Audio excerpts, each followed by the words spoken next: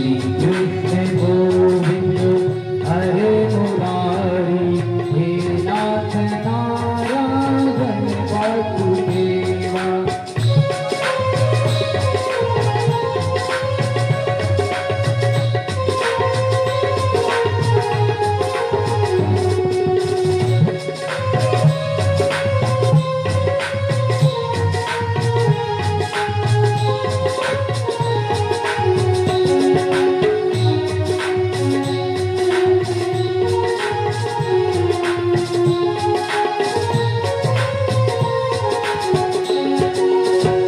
गोविंद मेरी ये प्रार्थना है, भूलो ना कभी नाम तुम्हारा। गोविंद मेरी ये प्रार्थना है, भूलो कभी ना नाम तुम्हारा।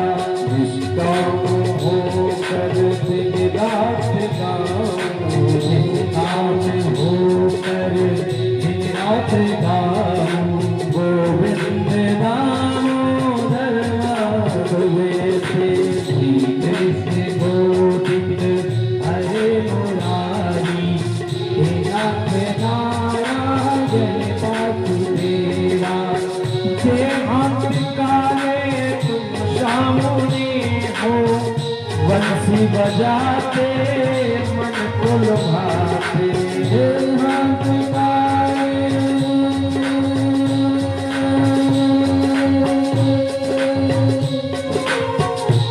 अंत तुम सामने हो, बंसी बजाते बजाते, गाते हुए मैं नाथ तन चालू, गाते हुए नाथ तन चालू। हे नाथ नारायण वासुदेवा, कृष्ण गोविंद हरे मुरारी, हे नाथ नारायण वासुदेवा। श्री कृष्ण गोविंद हरे मुरारी, हे नाथ नारायण वासुदेवा। श्री कृष्ण गोविंद हरे मुरारी, हे नाथ नारायण वासुदेवा। राधे कृष्ण कृष्ण राधे कृष्ण कृष्ण राधे कृष्ण कृष्ण कृष्ण राधे कृष्ण कृष्ण कृष्ण राधे कृष्ण कृष्ण कृष्ण राधे कृष्ण कृष्ण कृष्ण राधे कृष्ण कृष्ण कृष्ण राधे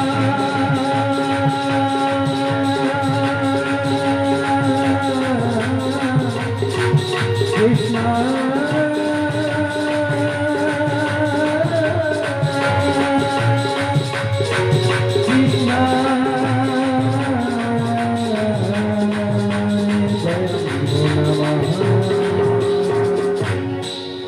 बोले भाग्य बिहारी लाल की जय, बोले भागवत महापुराण की जय, बोले व्यास भगवान की, बोले जामनगर खेरे की, बोलिए अपने अपने गुरु गोविंद मात पिता की जय। जय श्री राधे। परम मंगलमय प्रातः प्रखलेश्वर, अकारण करुणावणालय, भक्तवांचन कल्पतरु, श्री तड़ित मृत पीताम्बरधारी श्री वाल्मीकि की भागमय प्रतिमूर्ति श्रीमद् भागवत महापुराण। आज आप और हम पंचम दिवस में प्रवेश कर रहे हैं। भाग्योदय बहु जन्म समलते, सत्संगम चलवते सो यदावधि। एक नहीं अनेक जन्मों के जब पुण्य एकत्रित हो जाते हैं, तब जाकर के कथा में यजमान बनने का या कथा सुनने का अवसर प्राप्त होता है। सहज नहीं मिलती है।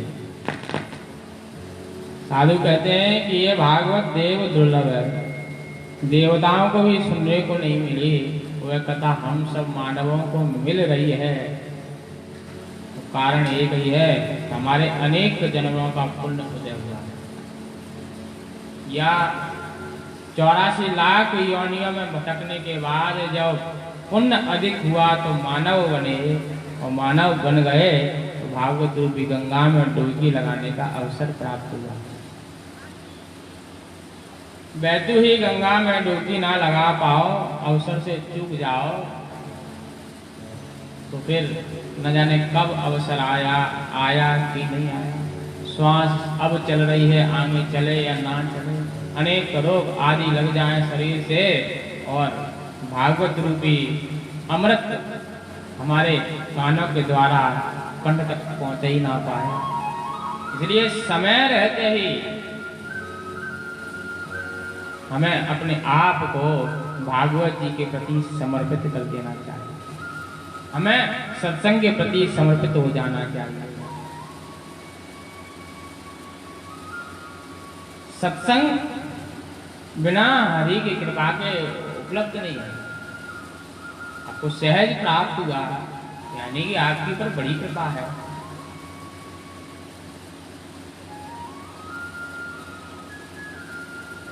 हरि कथा हर किसी को प्राप्त नहीं होती, ये अनमोल रत्न है। सुखदेव बाबा राजा परीक्षित को कथा सुनाते हुए दसम स्कंद में प्रवेश करते हैं। दसम स्कंद में जब प्रवेश किया तो अनेक कथाएं सुनाई।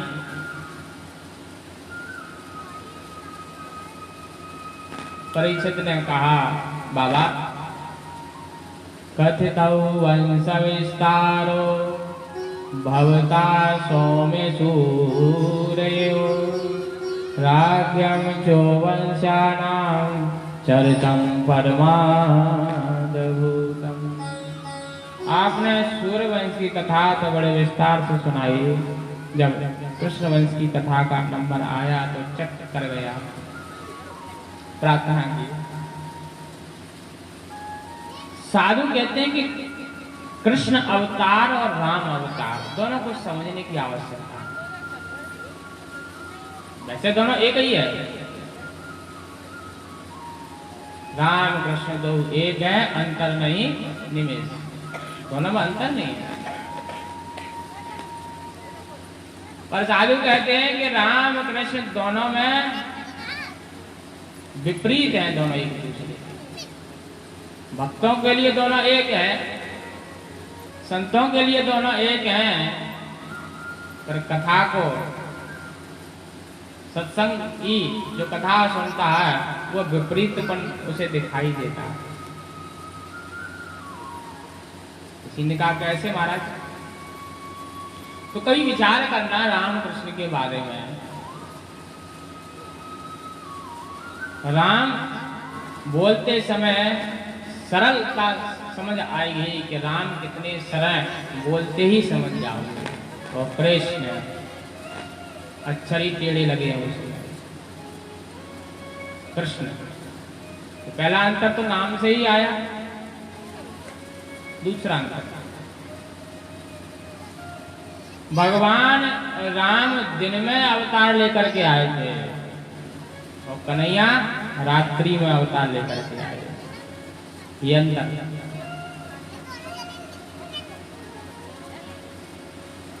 राम जी की एक ही मैया कौशल्या और कन्हैया की दो मैया, देवकी और यशोदा। और राम जी 4 भाइयों में सबसे बड़े और कन्हैया 8 भैया में सबसे छोटे। विपरीत। जब भगवान राम अवतार लेकर के आए ना तो साधु कहते हैं कि भगवान रोए, बच्चन ने सुजाना रोदन खाना हो ये बालक। तो भगवान स्वयं रोए जब भगवान का अवतार हुआ है। मैया को प्रसन्नता हुई तो भगवान राम रोने लगे। पर कृष्ण अवतार में मैया रो रही है, भगवान मुस्कुरा रहे थे। अरे मैया तू रो मत, मुझे तो गोकुल छोड़ा। तो वहां भगवान रोए या मैया रोई है? राम अवतार। राम अवतार में भगवान दंडकारण्य वन में जब विचरण करने लगे, वनवास के समय जब सीता जी का हरण हो गया तो भगवान रोते रहे, कहाँ हो सीते तुम? वृक्षों से पूछे, जो मिला उससे पूछे, जीव जंतु पक्षी से पूछे, सीते कहाँ हैं? रोते हैं, वनों में भटकते हैं, रोते घूमते हैं। और कृष्ण अवतार में भगवान चले गए, गोपियां पीछे रोती रह गई। कृष्ण अवतार में भगवान बिल्कुल नहीं रोए, तो वहां रोए, यहाँ रुलाया। कितना अंतर।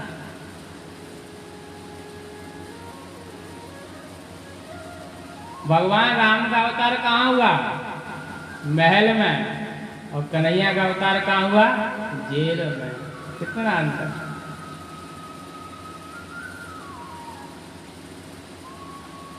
जो रावण है ना, वही द्वापर युग में शिशुपाल बना है। तो साधु कहते हैं जब त्रेता युग में सीता मैया का हरण रावण ने किया तो भगवान रोने लगे, और द्वापर युग में भगवान रुक्मिणी का हरण करके ले गए तो शिशुपाल रोता रह गया कि ब्याह तो हो ही नहीं पाया हमारा। तो वहां रुलाया तो यहाँ भी रुला दिया, तुमने हमको रुलाया तो खाओ तुम्हारा नंबर है। और राम अवतार में भगवान महल छोड़ करके जंगलों में भटकते रहे और सोने की लंका में पहुंच गए, समुद्र किनारे।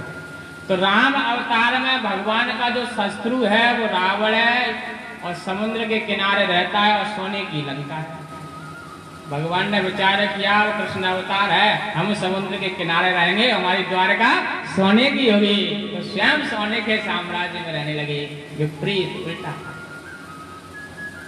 तो जो राम ने किया उसका उल्टा कन्हैया कृष्ण अवतार में नजर आता है। बाकी अनेक चलते जाओ तो अनेक निकलता जाएगा कृष्ण। ये चिंतन की बात है, ये सत्संग के लिए ही चर्चा की जाती है। सुखदेव बाबा कहते हैं कद्धौ वंश विस्तारो भवता सोम सूदय। प्रभु मुझे तो कन्हैया की कथा विस्तार से ही सुननी।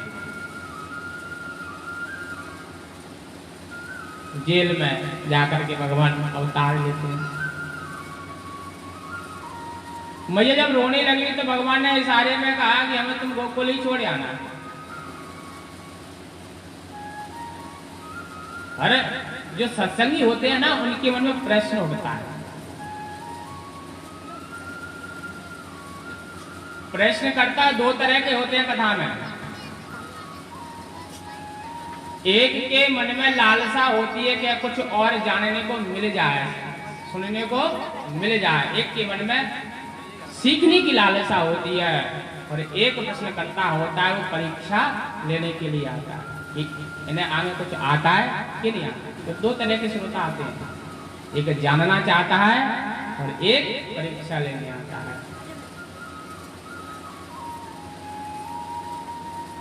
तब कई श्रोताओं ने की बुद्धि में विचार आया कि भगवान ने रात्रि में जन्म लिया और मैया रोती गई, मैया से कह भी दिया कि जाकर के गोकुल में छोड़ आओ, पर जेल में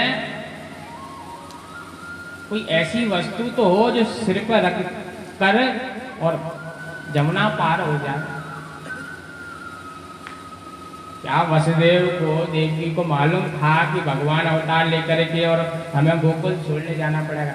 जानती थी क्या पहले से? नहीं जानती थी। जब पहले से पता ही नहीं तो टोकरी कहां से आ गई या सूप कहां से आ गया? कई स्थानों पर सूप का वर्णन भी आता है, कई जगह टोकरी का भी बताते हैं। जब पहले से ही कोई सुविधा नहीं रही तो वो प्रकट कैसे हो गई?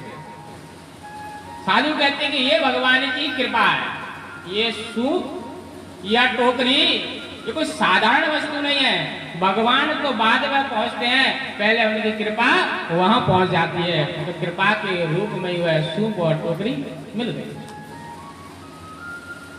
जीव कौन? वसुदेव।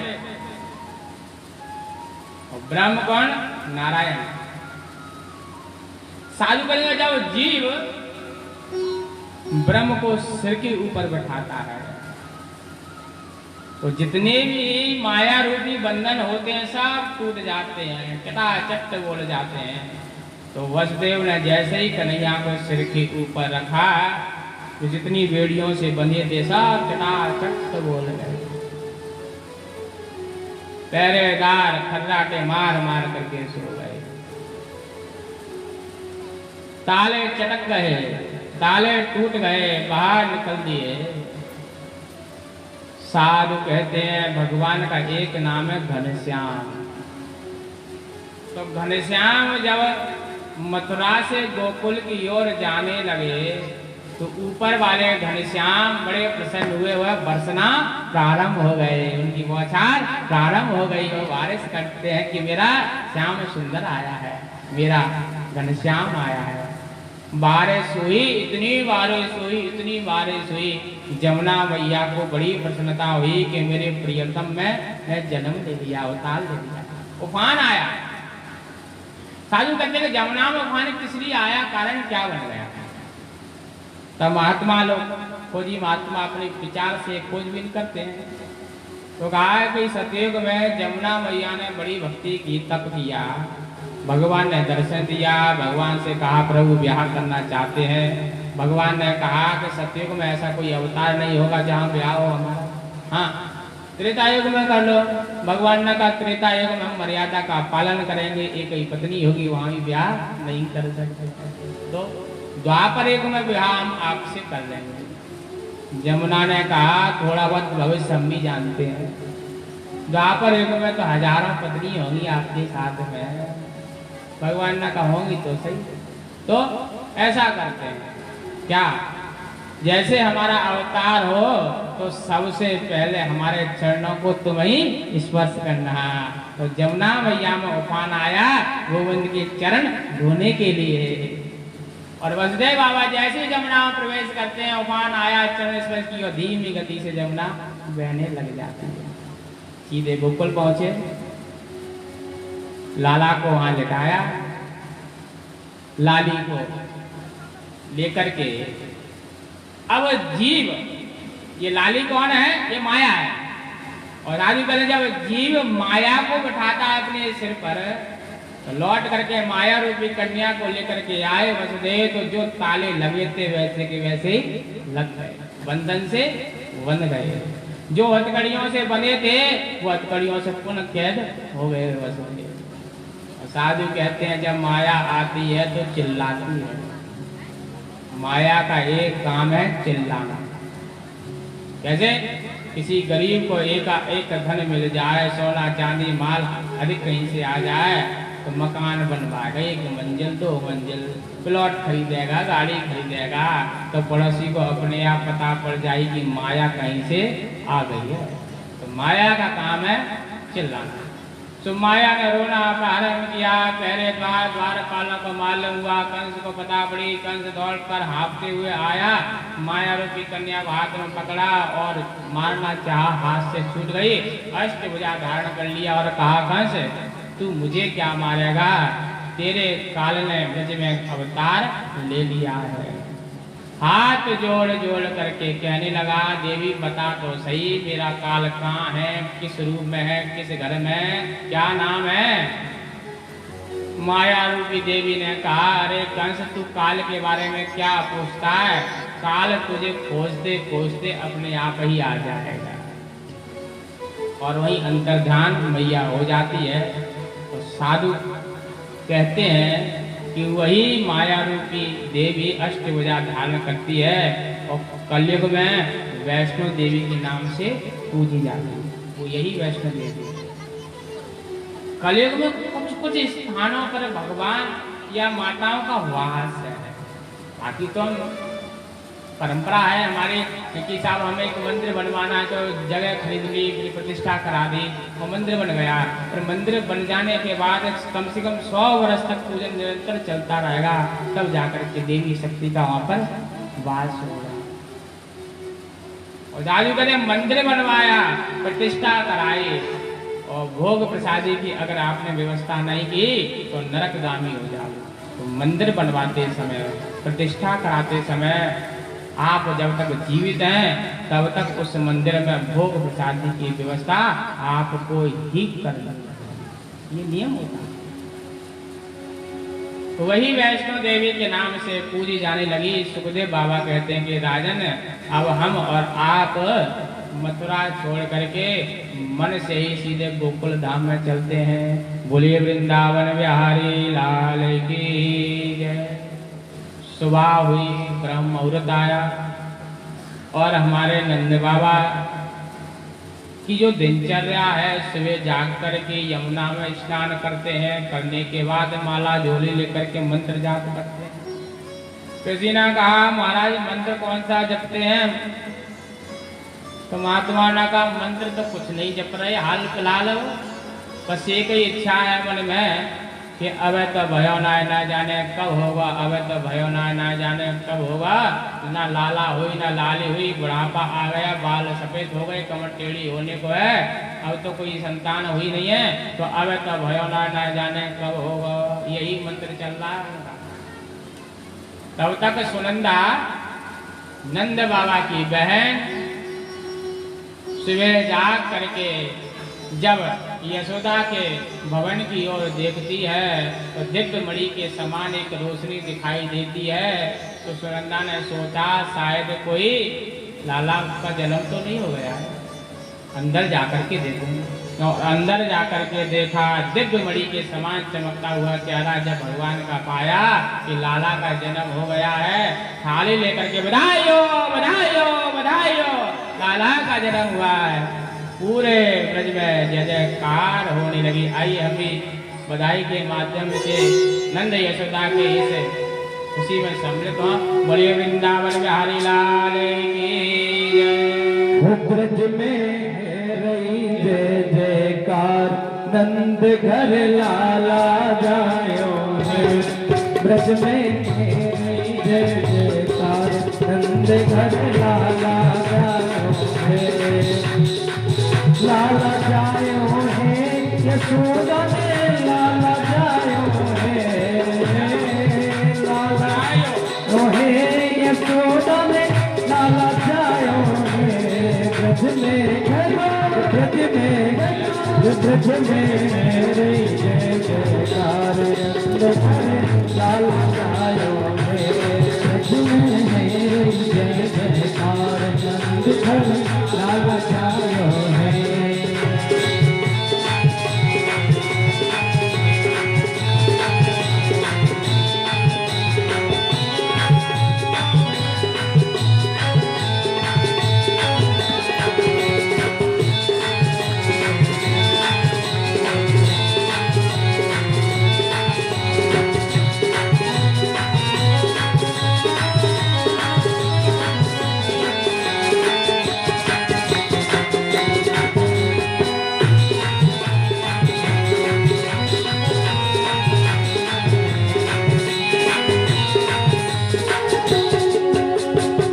ग्वाल बाल सब हिल मिल गावे, ग्वाल बाल सब हिल मिल गावे। मुझके दूध नंद घर आवे, दूध के दूध नंद घर आवे। ग्वाल बाल सब हिल मिल गावे, ग्वाल बाल सब हिल मिल गावे। दूध के दूध नंद घर आवे, दूध के दूध